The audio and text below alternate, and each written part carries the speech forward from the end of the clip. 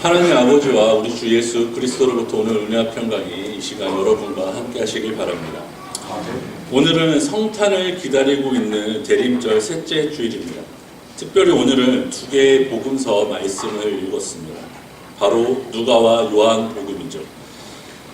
누가복음은 예수님이 태어나기 전의 이야기를, 요한복음은 예수님이 세례받기 전의 이야기를 우리에게 보여주면서 우리가 예수님이 우리에게 오고 계심을 더욱 실감나게 보여주고 있습니다. 저는 오늘 여러분과 함께 누가복음의 말씀을 나누도록 하겠습니다. 그 말씀은 바로 마리아의 찬가입니다. 하나님의 아들을 갖게 된 마리아는 엘리사벳을 만난 후에 부른 노래죠. 우리는 이 노래에서 자신의 백성을 다스리는 하나님을 볼 수 있습니다. 첫째로 하나님은 비천한 사람을 돌봅니다. 반대로 교만한 자들을 심판하시죠. 마지막으로 이스라엘에 긍휼을 베푸시며 영원히 함께 하시는 하나님을 볼 수 있습니다. 여기서 마리아는 스스로 비천한 요종이라 부릅니다. 비천함은 무엇일까요? 아무것도 내세울 것 없이 자랑할 것 없을 때 하는 말이 바로 비천함입니다. 비천한 마리아의 모습을 한번 살펴볼까요? 오늘 주보에 실린 그림을 보도록 하겠습니다. 다들 주보 갖고 계시죠? 바로 이 그림입니다. 이 그림을 보면 마리아와 엘리사벳이 서로의 배를 만지고 있습니다. 오늘 말씀과 잘 어울리는 말씀이죠. 마리아는 파란색 옷을 입고 있습니다. 교회는 13세기부터 화가들에게 마리아는 파란색 옷만 입히도록 규정했습니다. 그래서 파란색은 마리아의 상징입니다. 화가들은 이 파란색을 가리켜 울트라마린이라는 이름을 붙였습니다. 그 색이 마치 넓은 바다의 파란색과 잘 어울리기 때문입니다. 이 물감은 아주 비싸서 돈으로 사지 못하고 금을 주고 사왔다고 합니다. 그래서 이 파란색이 칠해진 마리아의 그림은 금보다 더 비싼 값에 팔렸습니다. 당시 부자들은 이 그림을 교회에 기증합니다. 그렇게 자기의 신앙심을 그 그림을 통해서 표현하죠. 하지만 여러분은 그럴 필요 없습니다. 여기에 그려진 마리아를 살펴보면 전혀 비천함을 찾을 수 없습니다. 많은 사람들이 이런 마리아를 기억합니다. 이것이 바로 마리아에 대한 우리의 일반적인 통념이죠. 그런데 성경은 마리아의 모습에 대해서 말하지 않습니다. 그림에 그려진 것처럼 좋은 옷을 입었는지 알 수 없습니다. 마리아는 자기를 가리켜 스스로 비천한 여종이라고 합니다. 단순히 하나님 앞에서 겸손하기 위해서 그랬을까요? 누가복음 1장에 기록된 마리아의 모습을 살펴보겠습니다. 마리아는 처녀입니다. 마리아에게 천사가 나타나 하나님의 아들을 갖게 된다고 말하죠. 유대인에게 임신은 축복입니다. 천사가 그 축복을 마리아에게 직접 전해줍니다. 하지만 마리아는 기뻐하지 못하고 두려움에 빠집니다. 천사는 두려워하지 말라며 마리아를 안정시킵니다. 하지만 마리아는 두려움에서 벗어날 수 없었습니다. 무엇이 마리아를 이렇게 두렵게 만들었을까요? 유대인의 율법을 살펴보면 그 이유를 알 수 있습니다. 율법에 따르면 여자아이들은 12살에 성인식을 합니다. 율법은 결혼을 강요하지 않습니다. 하지만 성인식을 마친 소녀들은 모두 15살 이전에 결혼을 했습니다. 이렇게 결혼 정년기 이전에 결혼하는 것을 조혼이라고 합니다. 요셉의 종혼여인 마리아도 이 또래의 소녀라고 추정할 수 있습니다. 그러면 마리아는 왜 이렇게 일찍 결혼을 했을까요? 오늘 여기서 제 가족 이야기를 좀 하겠습니다.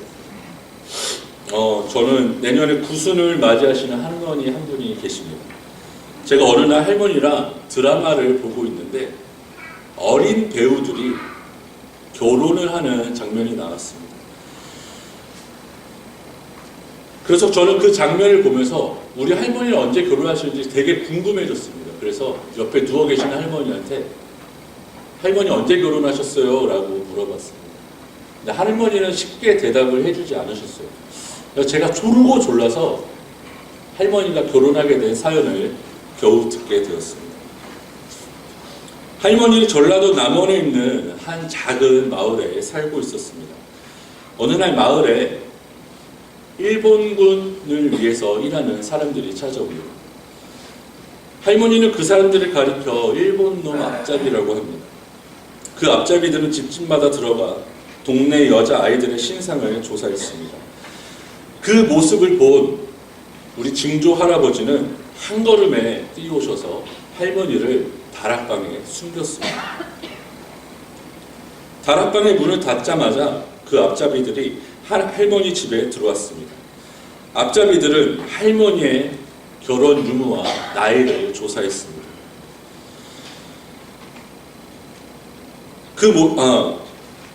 결혼 나이를 조사했습니다. 증조 할아버지는 그들에게 우리 딸은 시집가고 없다고 말했습니다. 그 앞잡이들은 이윽고 발걸음을 돌려 집을 나갔습니다.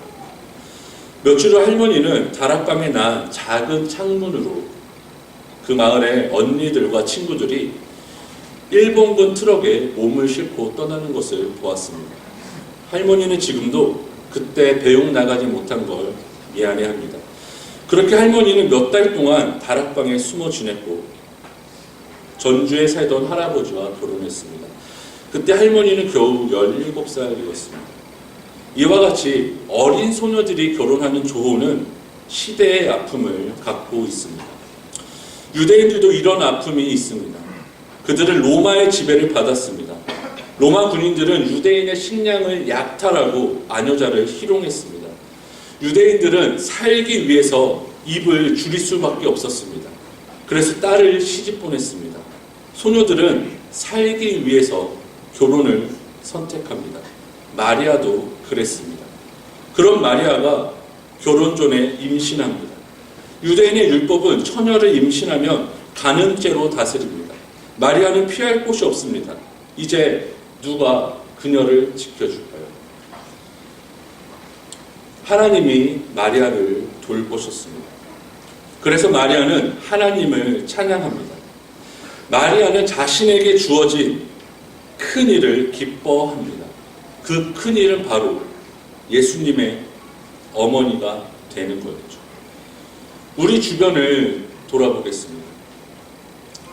아직도 우리 주변에는 비천한 사람들이 있습니다. 아직도 이 시간에는 세계 곳곳에 어린 소녀들이 모르는 남자와 결혼을 하고 있습니다. 가난한 가족을 위해서 자신을 희생하죠. 마땅히 이쁨받고 사랑받아야 합니다. 하지만 어린 신부들은 폭력에서 벗어나지 못합니다. 벗어나려 몸부림치지만 도망갈 수 없습니다. 어렵게 그 폭력에서 벗어난 처녀들은 살아남기 위해 몸을 팔았습니다. 만약에 이 소녀가 여러분의 가족이라면 여러분은 어떻게 하시겠습니까? 그녀가 평안을 얻을 수 있도록 함께 기도해 주시기 바랍니다. 마리아는 하나님이 교만한 자를 심판한다고 노래합니다. 왜 그럴까요? 교만한 자는 하나님 없이 살 수 있다고 말하기 때문입니다. 그래서 성경은 교만을 가장 나쁜 죄로 여깁니다. 교만한 자는 사람들보다 높은 곳에서 있는 걸 좋아합니다.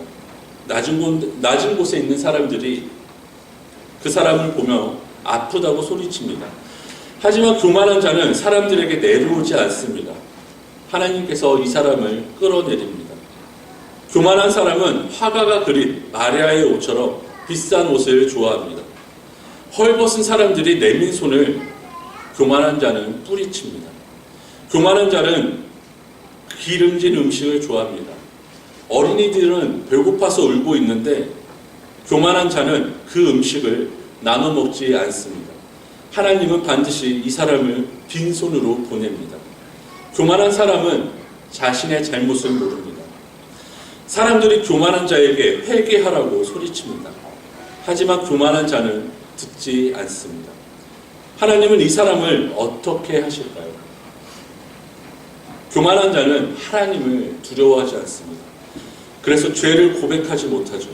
그들은 스스로 죄에서 벗어날 수 있다고 생각합니다. 하지만 하나님의 도우심이 없다면 그 누구도 죄에서 벗어날 수 없습니다. 하나님을 두려워하는 사람은 구원을 얻습니다. 이 말씀을 듣고 지금 나는 아닐 거야 라고 생각할 수도 있습니다. 하지만 그 부정이 바로 교만의 시작입니다. 제가 여러분에게 바라기는 오늘 말씀을 통해서 자신을 되돌아보는 시간이 가져지기 바랍니다. 오늘 마리아의 찬가를 살펴보았습니다. 마리아는 핍박과 고난 속에서 살고 있지만 자신을 돌보시는 하나님을 찬양합니다. 그리고 마리아는 앞으로 우리에게 큰 일, 곧 우리를 구원하기 위해 오시는 예수 그리스도의 자비로운 어머니가 됩니다. 그 일은 그 누구도 생각하지 못했던 곳에서 일어납니다. 그곳은 바로 나사렛의 작은 소녀 마리아입니다. 마리아는 이제 두렵지 않습니다. 더불어 우리 역시 두려워하지 않아도 됩니다. 왜냐하면 하나님이 아브라함에게 약속하신 것처럼 영원히 우리와 함께 하시기 때문입니다. 말씀을 맺겠습니다.